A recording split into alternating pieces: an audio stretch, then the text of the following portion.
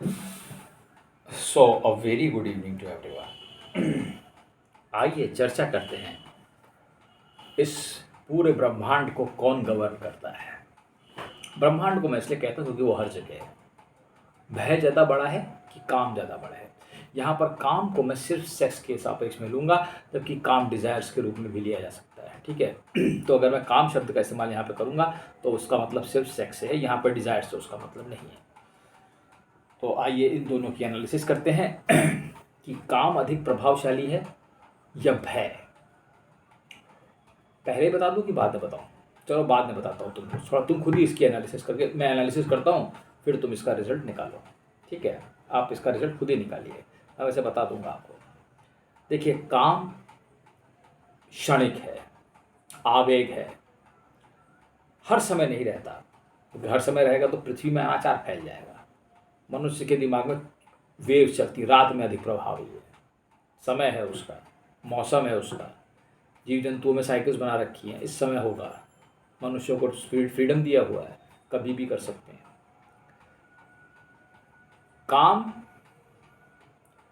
बहुत बड़ी, अगर इसको गौर से देखेंगे, बहुत ताकतवर है, क्योंकि वो काम इसलिए ताकतवर है क्योंकि आप उस आकर्षण से बच नहीं सकते। ठीक है, ये सबके अंदर मूल रूप से बैठा हुआ है, मूल एकदम, ये भी मूल में ही है। अब लेकिन काम के साथ ये है कि काम एक एज पे डेवलप हो रहा है। देखो, ध्यान रखो, काम एक एज पे आने के बाद डेवलप हो रहा है। प्यूबर्टी आ रही है, एक एज पे आ रही है, 8 साल 10 साल पे आ जा रही है, आजकल थोड़ी जल्दी आ जा रही है बच्चों। एक लड़कों में थोड़ा सा 10-11 साल में आ रही है, 12 साल में आ जा रही है। ठीक है, गर्ल्स में थोड़ा जल्दी आ जा रही है। तो काम जो है प्यूबर्टी के बाद अपना असर रोल दिखाना शुरू करता है।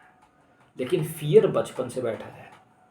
छोटा बच्चा है, हल्का चिल्ला डर जाएगा, कुछ कहो डर जाएगा, आवाज़ जोर से बोल दो। भय बिल्कुल मूल है, बिल्कुल मूल। देखो, काम भी मूल में बैठा है, लेकिन उसका प्रभाव बाद में शुरू होता है एक एज के बाद, है ना। लेकिन ऐसा नहीं है कि छोटे बच्चों में कामुकता नहीं है, वो भी है, उसकी भी तमाम किस्म से एनालिसिस की गई है। ठीक है, वो है, उसकी जो हरकतें हैं वो बताती हैं कि हाँ उसके अंदर काम है, लेकिन वो काम को उस समय कम से कम उसके माइंड में वो चीज़ है नहीं है, वो कुछ मात्रा में है, ये नहीं कहते कि वो नहीं है, लेकिन वो उतनी अधिक विजिबल नहीं है।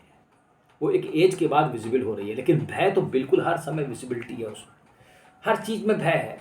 कोई बच्चे को अकेला छोड़ दो डरेगा, किसी को चिल्ला दो डरेगा, कुछ जोर से बोल दो डरेगा, बिल्कुल अस्तित्व है भय। ऐसा लगता है जैसे अगर तुम ये हो तो तुम्हारे साथ ही चिपका बैठा है, बिल्कुल ऐसे बैठा है साथ में भय। काम हो सकता है थोड़ा सा दूर बैठा हो, देख रहा हो, ऐसा ऐसा माना जा सकता है। ये एक एनालिसिस है, ऐसा है नहीं, असली में तो सब एक ही में जुड़े होंगे ये। ठीक है, लेकिन ऐसा ही कुछ है, क्योंकि भय बिल्कुल मूल स्वभाव। ठीक है, भय बिल्कुल मूल में है, बैठा है हर जगह, ज़्यादा ताकतवर है। क्योंकि काम एक एज के बाद तुम्हें काम का मन हुआ, तुमने किया, तुम थोड़ी देर शांत हो गए। ठीक है, कुछ दिन फिर तुम्हारी साइकिल चली, फिर चालू हो गए।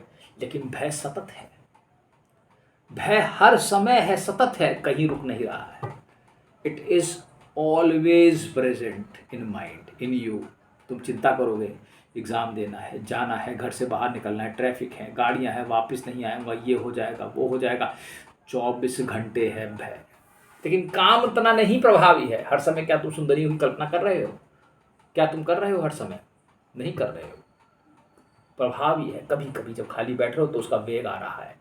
हो सकता है एक दिन में 8 बार 7 बार आक्रमण करता हो, लेकिन भय तो हर समय ही आक्रमण करता रहता है।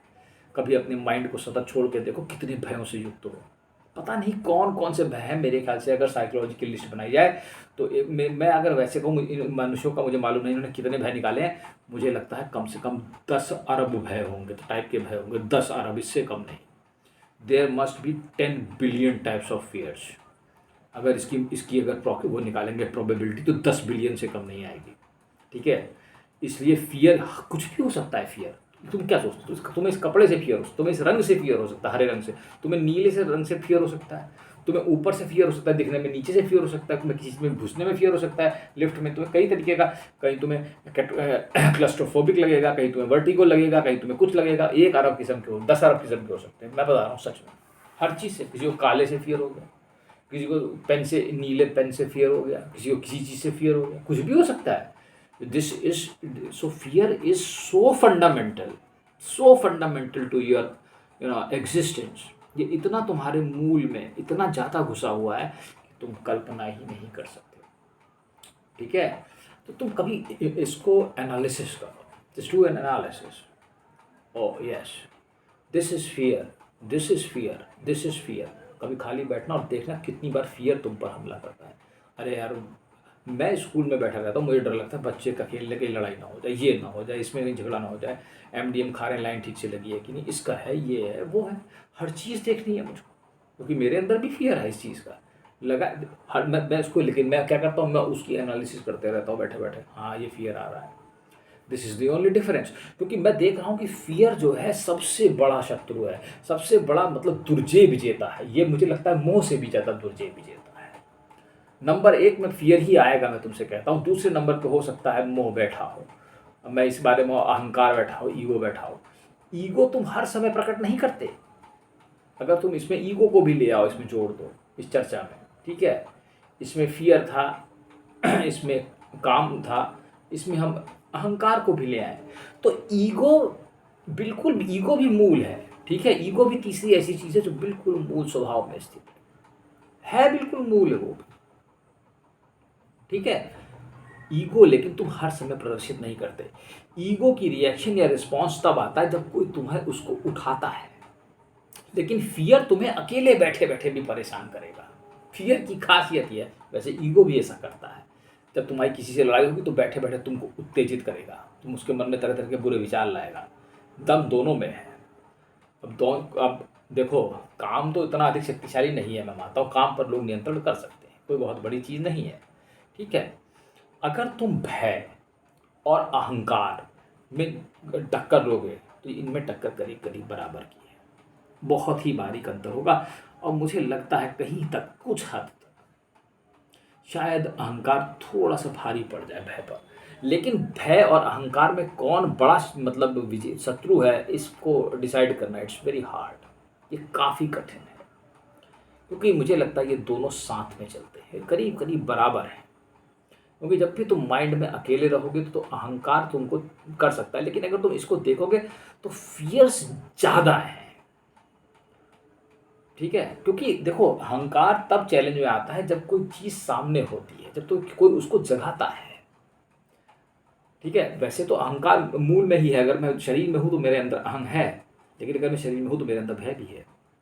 तो अगर इन दोनों को हम एनालाइज करें तो भी मुझे लगता है कि नहीं, फियर जीतेगा, ठीक है। बिकॉज क्योंकि वो हर समय है, हर चीज़ से है।